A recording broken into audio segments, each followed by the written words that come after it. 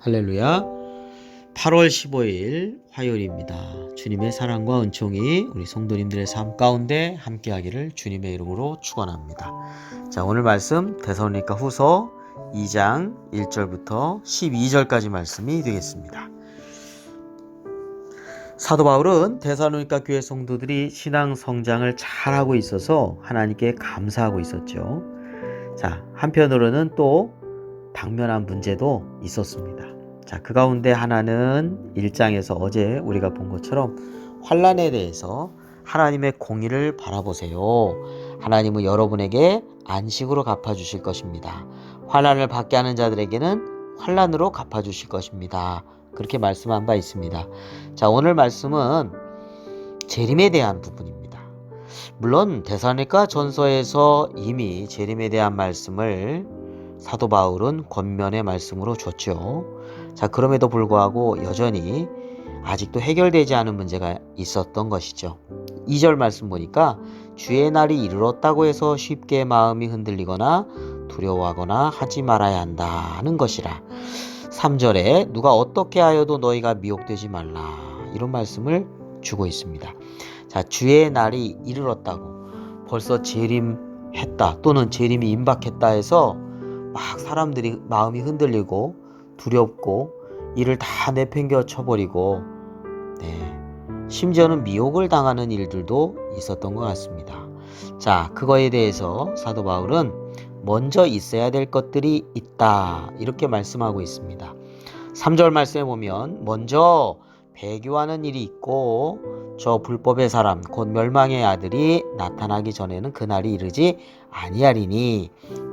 배교하는 것도 있고 멸망의 아들 불법의 사람, 4절에는 그것을 가리켜서 대적하는 자, 이렇게 표현하고 있습니다.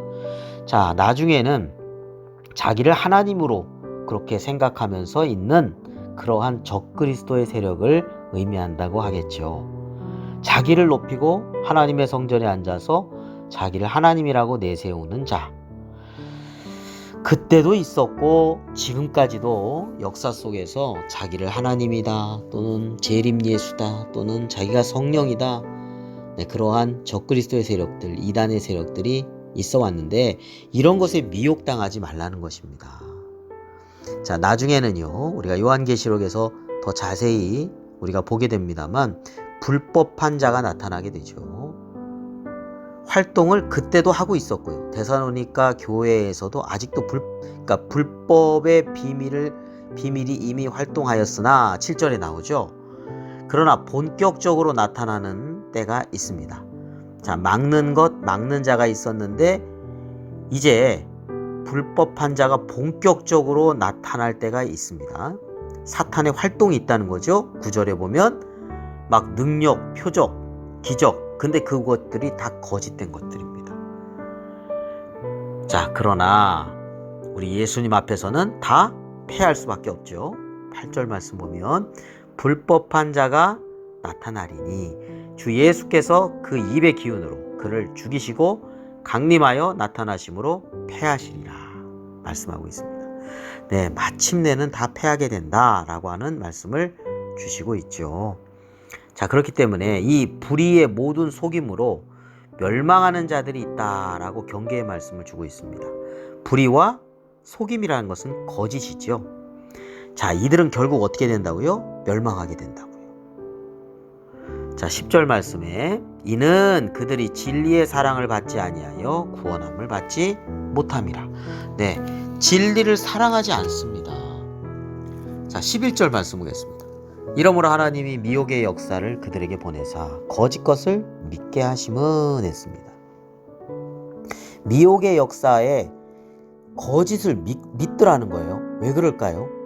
12절에 말씀하고 있습니다. 진리를 믿지 않고 불의를 좋아하기 때문입니다. 진리를 믿지 않고 거짓을 믿는 거죠. 왜요? 거짓에 끌리기 때문이죠. 왜요? 거짓된 습성을 가지고 있기 때문에 그렇습니다. 자, 그러면 거짓된 자가, 남을 속이는 자가 자기가 속지요. 거짓에. 자, 그리고 불의를 좋아하기 때문에 미혹에 빠지게 된다는 것입니다. 결국 그들이 가는 것은 심판입니다. 그래서 하나님께서 내버려 두시는 거예요. 거짓을 너무 좋아하는 자들이 거짓을 믿고 불의를 좋아하고 회개할 줄 몰라 하고 진리 가운데로 오지를 않고 빛 가운데로 오지를 않고 결국은 멸망과 하나님의 심판을 받게 된다라고 하는 말씀이 기록되어져 있습니다. 자, 우리가 데살로니가 교회의 성도들이 주의 날이 이르렀다 그렇게 하고 있는데 아니라는 것입니다. 그때 당시에 배교하는 일이 있고 또 적그리스도의 세력도 나타나고 또 복음서에는 모든 땅에 이제 복음이 증거되어야 된다 이렇게 말씀하신 바 있죠. 그렇습니다. 오늘 우리는 분별력을 가지고 있어야 되겠습니다. 영적인 분별력이 있어야 된다는 것이죠. 그리고 깨어서 준비하는 마음도 있어야 되겠고요. 그래야지 미혹당하지 않습니다. 특별히 우리는 예수 그리스도의 말씀을 꼭 붙잡아야 될 줄로 믿습니다. 진리의 말씀을 따르고 길이요 진리요 생명이 되어 주시는 예수 그리스도만을 따라가는 삶을 살아갈 때 우리 예수님께서 승리하신 것처럼 미혹을 다 물리치고 승리하는 신실한 주님의 제자로서 믿음의 승리가 있게 될 줄로 믿습니다. 기도드리겠습니다. 하나님, 혼탁한 세상 속에 살아가고 있습니다. 참으로 미혹하는 일들도 많습니다. 거짓된 것도 많고 불의한 것들도 많습니다. 하나님, 주님께서 거짓을 싫어하시고 불의를 싫어하는 것처럼 저희들도 그 모든 악한 것들을 다 버리게 하여 주시옵시고 오직 길이요 진리요 생명이 되어 주시는 예수 그리스도를 따를 수 있는 신실한 주님의 제자들이 되게 하여 주옵소서. 하나님, 요즘도 많은 이단의 세력들이 미혹하는 세력들이 있습니다. 주님, 저희들에게 영적인 분별력을 허락해 주시고 오직 하나님의 말씀 성령의 검을 가지고 믿음으로 승리해 나가는 영적 전쟁의 승리자들의 삶이 되게 하여 주시옵소서. 오늘 하루의 모든 일정 또 오늘 하루의 모든 삶을 하나님께서 불꽃 같은 눈으로 지켜주시고 인도하여 주시옵소서. 예수 그리스도의 이름으로 감사하며 기도드립니다. 아멘.